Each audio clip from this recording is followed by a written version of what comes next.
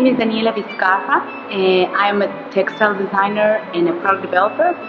And I'm here because of the training of the Craft Enhancement and Business Planning Training Program of OAS with the Ministry of Culture here in St. Vincent.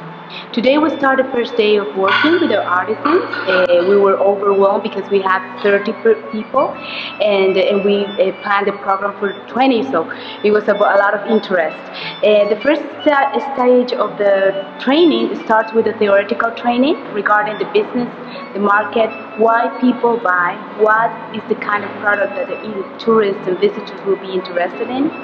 And this part is very important because even if we work with innovation and creativity, it's so crucial that the artisans understand the market and that people are not only looking for a very low price of the product, they are looking for relevance in the culture, design, uniqueness, to have something that is really special that they can bring home and it's related to the culture and the beautiful scenery that they see here. So that's my emphasis, that they understand all these part of the business at the beginning, why markets buy, what are kind of products that they are exposed to. So we have a part on the training after the theoretical exposure and the pictures where I start showing them products.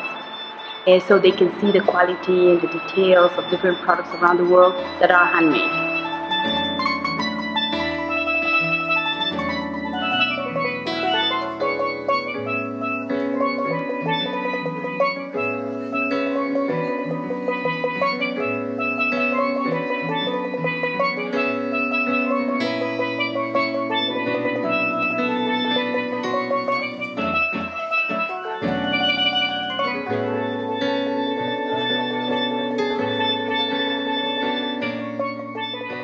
The response of the artisans so far was very interesting because they have some questions about how they can organize themselves. They are very aware that they need some invoices, some records of everything that they sell.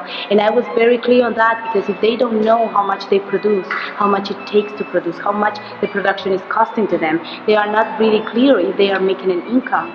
And this is their livelihood. So I was very, strongly recommended to them that they have to start doing production flows, at least with the products that they are already selling, at least with some of those products. Start calculating the timing, how much the raw material cost, how much they will pay themselves as labor, expenses, the transportation, all the cost that implies to do these products, because maybe they are doing this for years and they are not sure that they are making an income of them. And also some artisans are very prolific. They do a lot of different lines of products. So it's important that they know which are the products that are giving them better income. So they maybe sometimes stop doing the products that are actually making losses for the business. So this is something that was, an eye-opener in a way, I think, and they started to become aware that they have to calculate that. And the other part of this is that they have to be sure and confident and ready for opportunities. If somebody comes and said, I love your product, I want to buy a quantity of the product, and they don't really know how much it takes to produce the double of it, or 50 or 100 of it, maybe they will lose the opportunities, or they will be engaged in some production that they cannot fulfill at the end. They won't deliver, so they will lose those markets. So I was explaining those part of the reality of doing a business is that they have to be ready. They do the business, they put all together, and then they try to get more markets. It's not the other way around, and the markets won't come and bring orders, and they will start putting the business together. So it was a very big important part of this first day, and I think the artisans start to get involved in that part, even if it's not the most interesting because they are creative people, but they have to, and it's also for their livelihood and their business stability.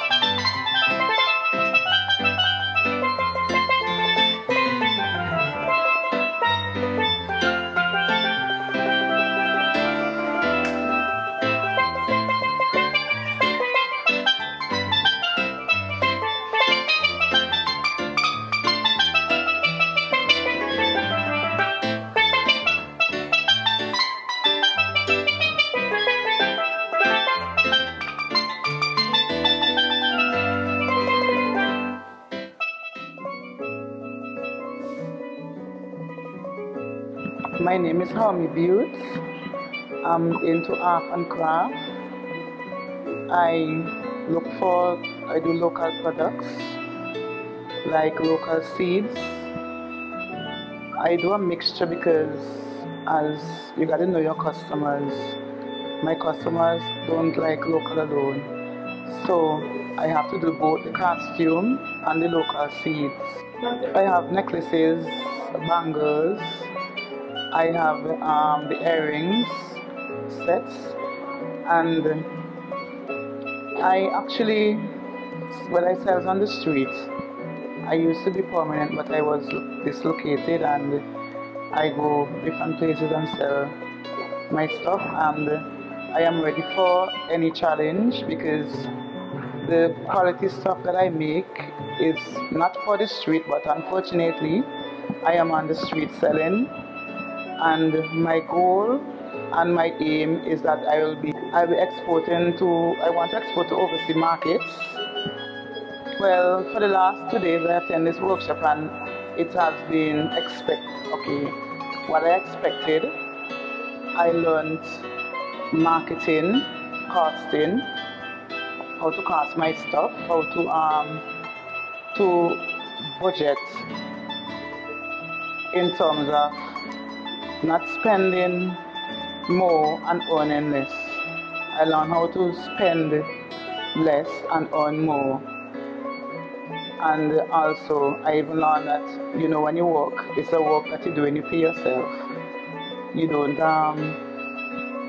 work for nothing. And presentation, I was reminded about presentation is very important, and I find the workshop very vital because I learn new styles, and right now I think that I'm more enhanced, my business will be more enhanced as from today. Okay, I just want to thank the organizer for putting up these workshops because this workshop has been so beneficial to me. I learned a lot, and to God be the glory. Yeah, my name is Lennox Rainbow Class, attending the national workshop for the tourism office. We have been learning how to sell our products, not undervalue our products, you know, when we selling it, sell it at a good price. And we learn a lot of things, how to handle our stuff, and finishing is important, you know. Once you could get the presentation for the work, that is good, you know. And we learn how to reach to the regional and international market. That was very good too, you know. Right now, there's a lot of people here doing a lot of things, you know, about the workshop. So that is very important, what we're doing here right now. What we learn about that is the finishing of our works, you know, how to finish, how to have it in presentation that people could eye catch and get to the buyers. Yeah, we do like seed, leaves, you know, different projects, you know, bananas. Yeah, what we learn from the workshop, we like to pass it on to others out there who doing the same work, you know. Sorry that they couldn't attend it, but everything was coming on great, you know, and we learn a lot.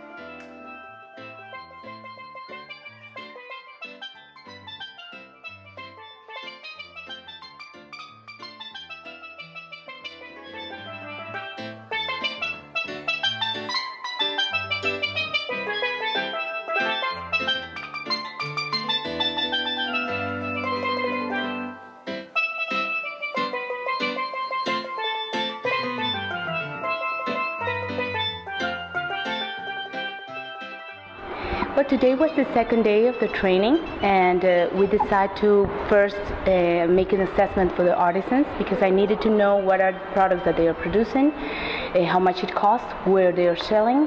That for me is basic to understand how I can help them in the business part of it, because they can do and innovate, and they are talented to do new things, but we have to be sure that they can sell those things. So that I did in the morning. I interviewed them, I saw the products, and then I do the schedule, how I will meet with each of them.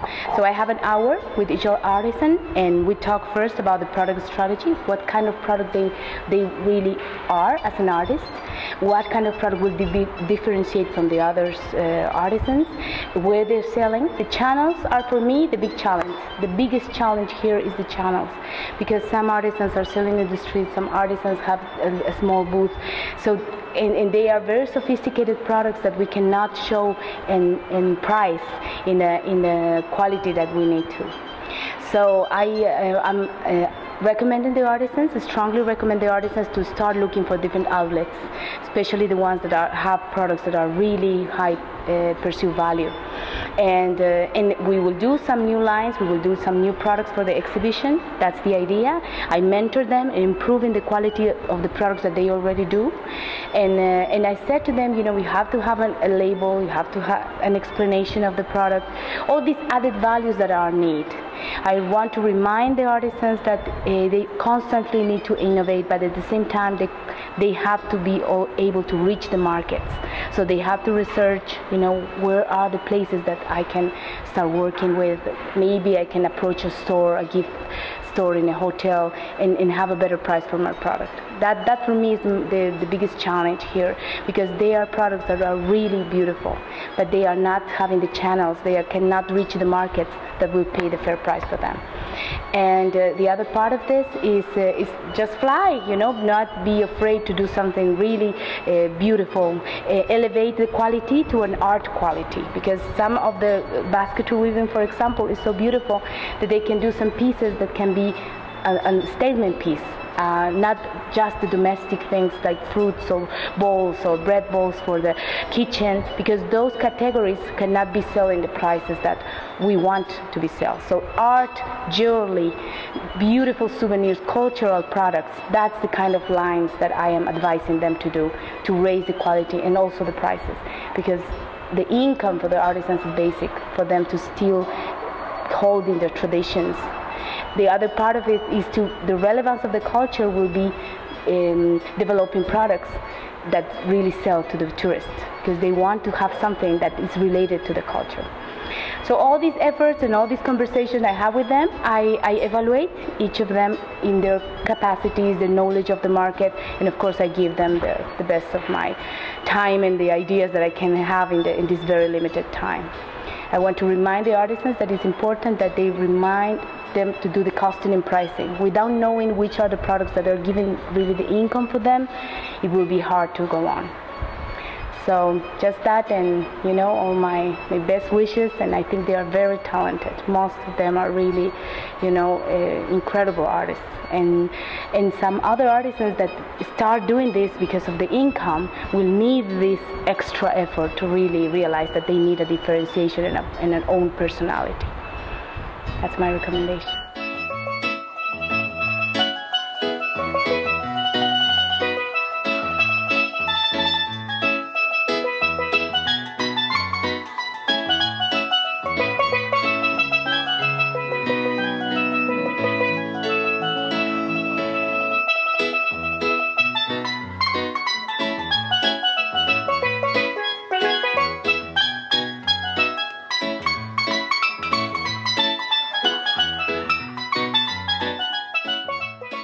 Today is the third day of working and training the artisans. This is the last stage. It will be all day long today and tomorrow, and I meet individually with the artisans. It was really hard for us to decide how to work because each artisan has a different product, a different style, so I decided to have individual meetings. That's the ideal way to go in the product development part, when we are in two levels, again, mentoring them, how to improve the products that they already sell, how to expand in the lines that are good sellers for them, and thinking new ideas, new products that they can be developing, price points for those ideas, because everything is always focused in the sales, and the kind of market that they can achieve. And I meet with them 1 hour each, and we discuss, I answer the questions that they have. Some notion and some requirement that I heard 3 times already is all the weavers from the basketry. They want to put color in the baskets, in the straw, and in the screw pine, and all the different materials that they use. And when I was explaining to them that it's really a process, I will do even a project about that, because when we have fibers that are even soft or hard fibers, as we call the fibers that are used for basketry, we need to open the molecules of the fiber. So when we boil them, or we put heat on them, they open the molecules, and then we put the color. So if we're using some chemical colors, we need to use some chemical fixers. The dyeing process needs also the color, the heat, and a fixer. It can be, when it's natural, if we will dye with some natural materials like coffee or onion or any herbs, we put fixers like vinegar, salt, lemon, so they are good fixers for the natural colors. The problem with the chemical colors is that they are bright and nice, we want those colors, is that we cannot fix them with natural materials. Salt, vinegar, and lemon are not working in the same way with the chemical colors. That's the problem. So we need a chemical fixer.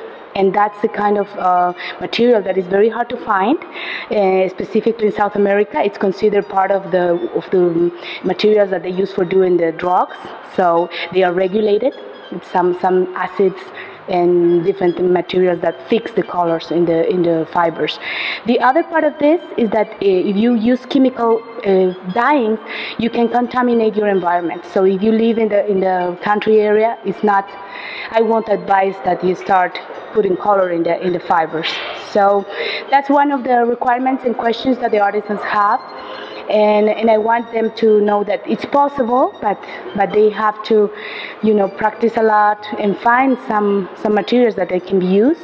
But it has to be in the urban area. And well, what we can do is use our creativity and mix the straw with some fabrics and use some embellishments, some seeds. So we are working in that matter, because I know that the dyeing process will take time, and it won't be easy to really maintain that in a stable way, So it's also experimentation. It's an art and a science, the dyeing process. So I have this conversation with all the basketry weavers, and I think it was clear, but I repeat it here for them to remember. And the other part of this is that they have to do their prototypes. Sometimes it's overwhelming when they see all the possibilities that are possible for them, and we take a look of the trends. That's why I have a lot of pictures of what is going on in the fashion industry and the accessories and the home accents.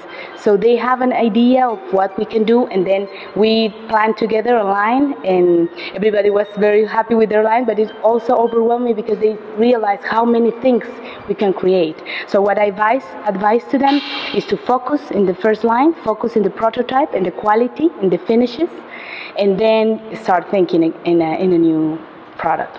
So I hope that everybody do their prototypes in these coming weeks, and in the exhibition you can see a new concept with each of them. Other thing that I work a lot is finding the personality of each artisan as an artist. So they won't compete with the similar things. They will have very different products, even with the same medias. So that's part of the process, and I'm very grateful with the ministry and OAS and the project Craft Enhancement and Business Planning Training, because it was really a wonderful experience, and I hope I gave the artisans the glimpse of what they need to be more competitive, and innovation has to be always a part of a strategy that takes into account sales and price points. Thank you.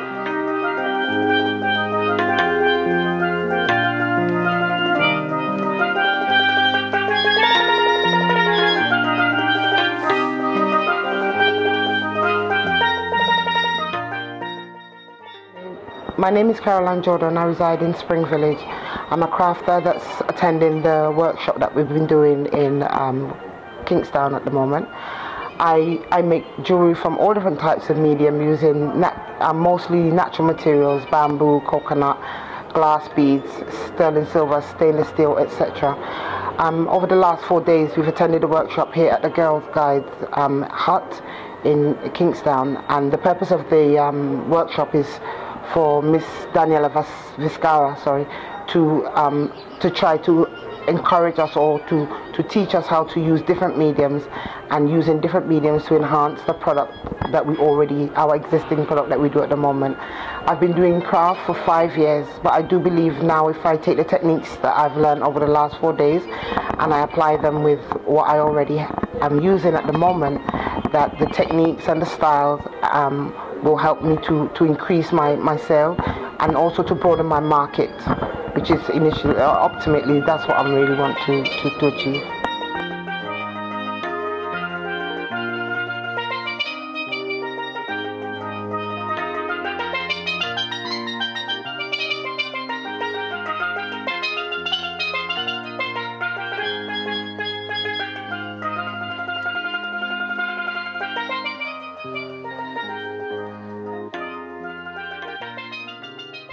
My name is Bartholomew Kwame, better known as Tubbs. It's the first time we're doing a one-on-one consultation where you can sit with the facilitator and reason certain things out and see where you are going wrong, and where you can make statement and steer somebody to listen to what you have to say, and then we tell you if you think it's a good idea, and in return they will give you their opinion, think if you're on the right track and stuff like that. And another thing is that for we as artisans, we have to pay more attention to our finished product. You know, sometimes we do certain amount of work, and most of us are self-taught, and you know, we are almost up to the top of the hill and almost falling back.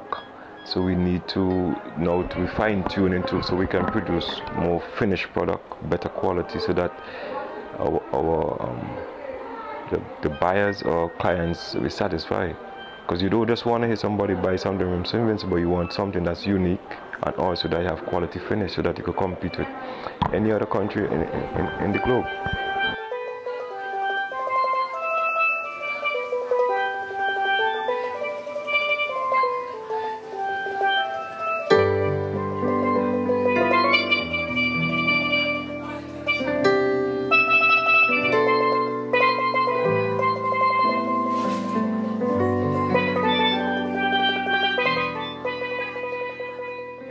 My name is Victor M. Water Byron, and I'm from the Daphne area.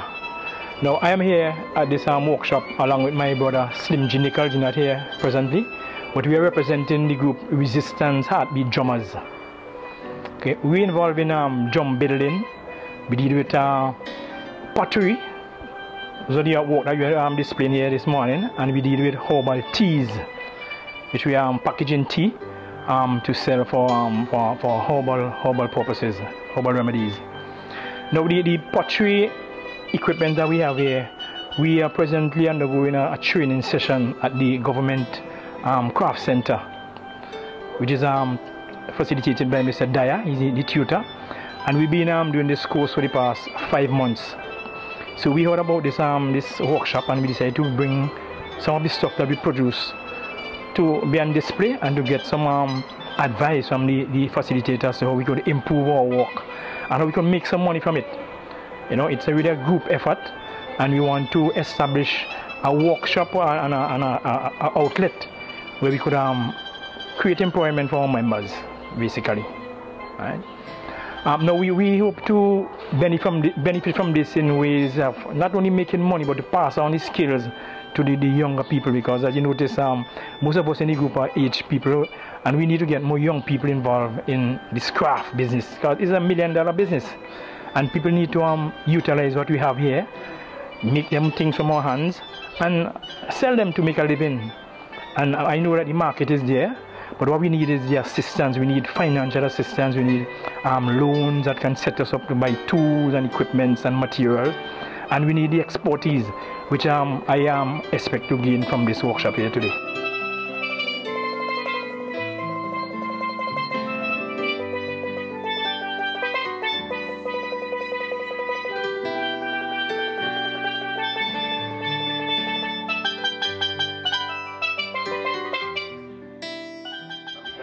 My name is Bonnie Francis from Beckway.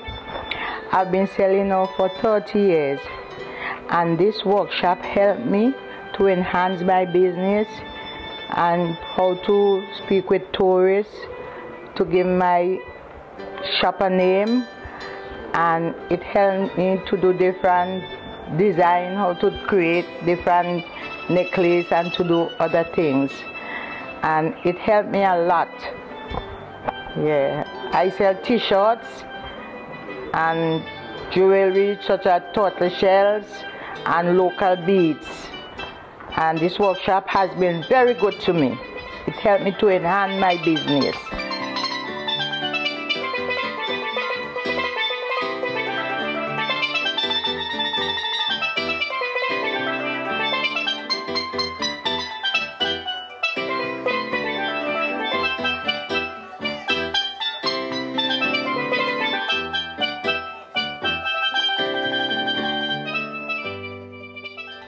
Okay, my name is Daphne Trial, and I've been doing this business over 35 years.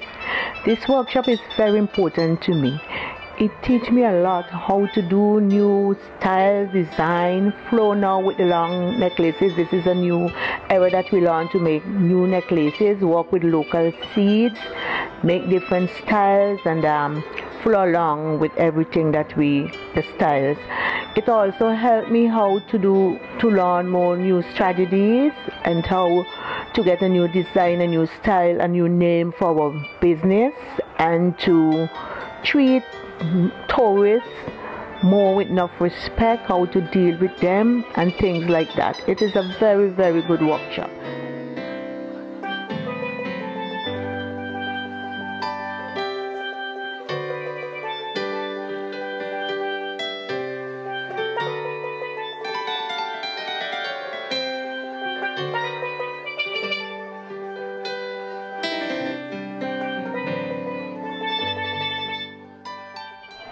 Yeah, my name is Robert Trimam, better known as iPhone, come from Richmond Hill, Kingston, St. Vincent. I'm in the workshop since it started till now, and we're doing fine in the workshop. I do arts and craft like bamboo works, woodworks and bashi work, yeah, and we're getting on real fine. I'm doing craft about 41 years now. With the bamboo work, I get a little increased knowledge to do more creative work with the bamboo. Yeah, so I putting forward to see a better progress in the bamboo work, special for me.